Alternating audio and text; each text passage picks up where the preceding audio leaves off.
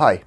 So throughout my channel's lifetime, I have been using the powerful tool of 3D printing extensively to design and build projects to showcase on my videos.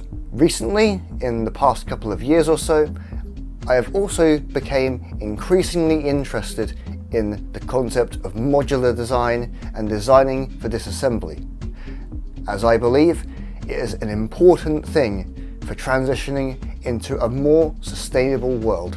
And today, I wanted to go a little bit deeper into that. And so today, what we're going to be doing is taking a little peek under the bonnet, so to speak, and exploring how we can design things to be more modular and how we can make those modular designs printable on a typical FDM 3D printer. So without further ado, welcome to the third episode of Doing It Ourselves, where I showcase projects and ideas and experiments and so on and so forth that will help propagate sustainability and abundance. And in this episode, we're going to take a deeper look at modular design. So let's get into it.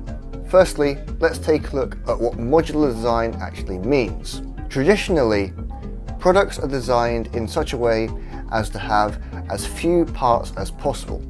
And this is good for mass production because you want a simple production process that can be repeated hundreds or even thousands or millions of times. The downside is that what this results in is often very monolithic product design, and what that means is that these goods are very, very difficult to disassemble and repair, and also quite hard to recycle, which is a critical point to make.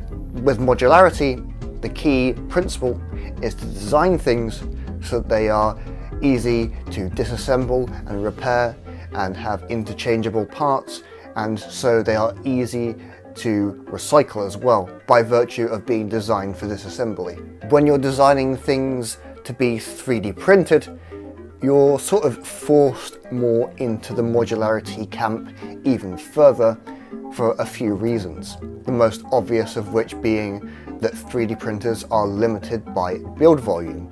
If you have a large part that is larger than the build plate of your 3D printer, then you'll need to print the whole part as multiple parts that are able to be pieced together into the whole.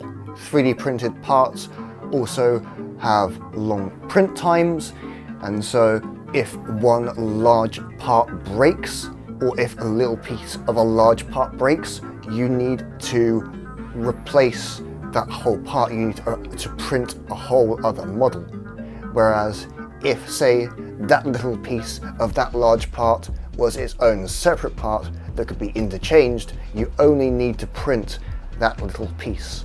And so with 3D printing, modular design is heavily favoured in order to cut down on wasted time and material. And not just with 3D printing, but in general, modularity makes a widget more robust overall, because if a part breaks and it's modular and can be replaced, it means you're much more likely to retain the functionality of that widget. Whereas in a more traditional and monolithic type of production, if, say, a part of that good breaks, then you've lost that thing and you need to go out and buy another one. There are a few key features that can be implemented into a design to make it more modular and easier to disassemble. I was going to mention this a little bit later on, but I think now is apt. One of the surefire ways to make something more modular and easier to disassemble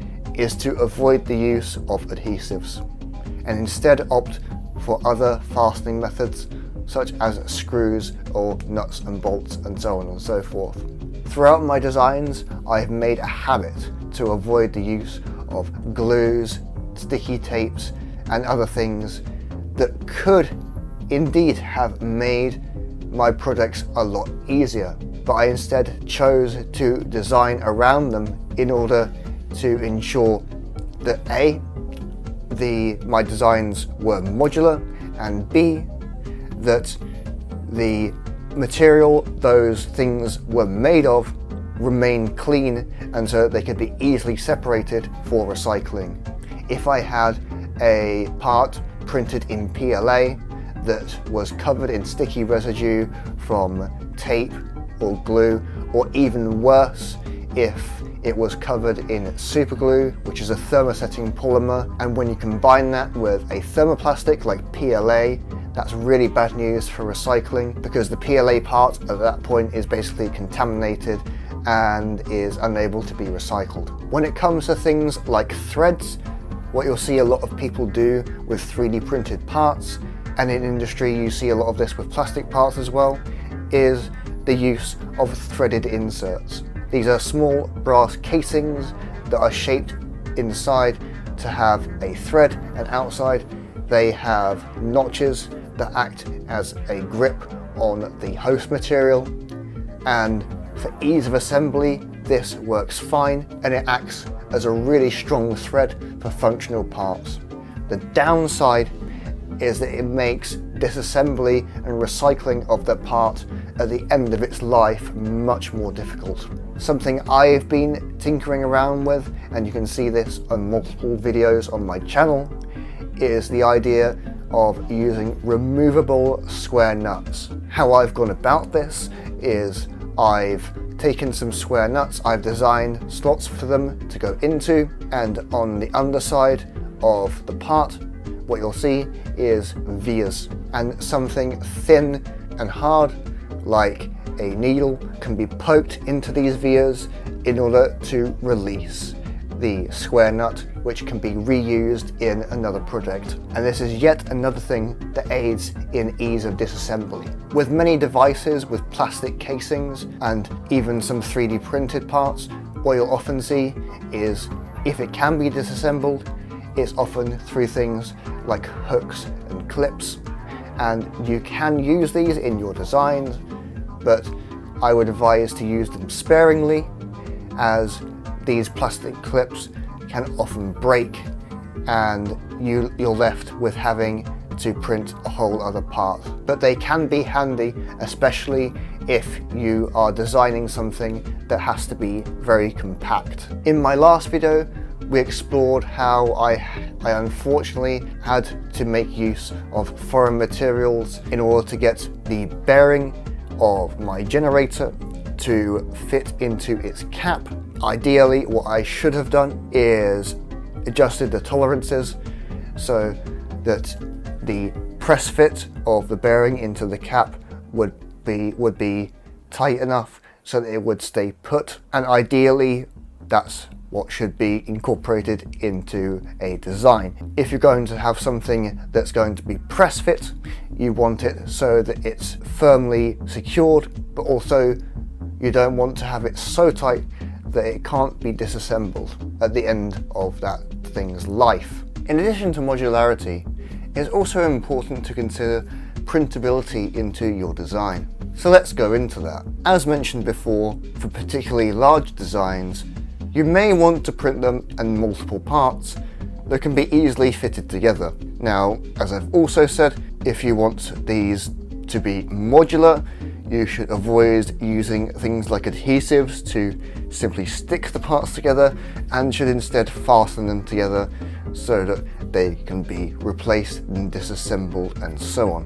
When you're designing your part, you want to make sure that it has at least one printable surface with minimal overhangs, especially for FDM parts. If that's not possible, then that may be another case where you want to print one part in multiple segments. When you're designing your part, it's also very important to consider the limitations of your 3D printer, like the level of detail it can produce. When I was designing the V3 of my Moducoil, I thought that I could get away with having really thin sections and have that be printed on a 0.8mm nozzle. When I actually got round to printing it, it was very difficult to remove from its raft without breaking. and so I had to go back and edit the file. I had to go back and edit the design slightly to make it more printable and also stronger. It might sound obvious, but if you're printing smaller parts like a module coil, you'll benefit greatly from using a smaller nozzle size. Whereas if you're designing a larger part, it's beneficial to have that be printed with a larger nozzle so that the whole part can be printed in a reasonable time scale. That is, if a high level of detail isn't exactly necessary.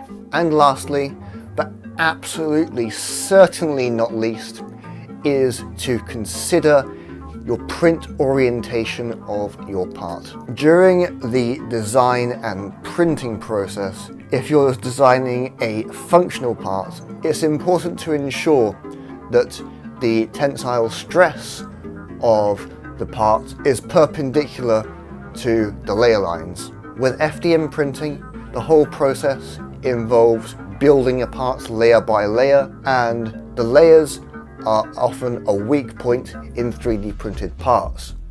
So you really want to consider that when designing more functional parts that will be under a considerable amount of stress. There's also other things to consider, like the material.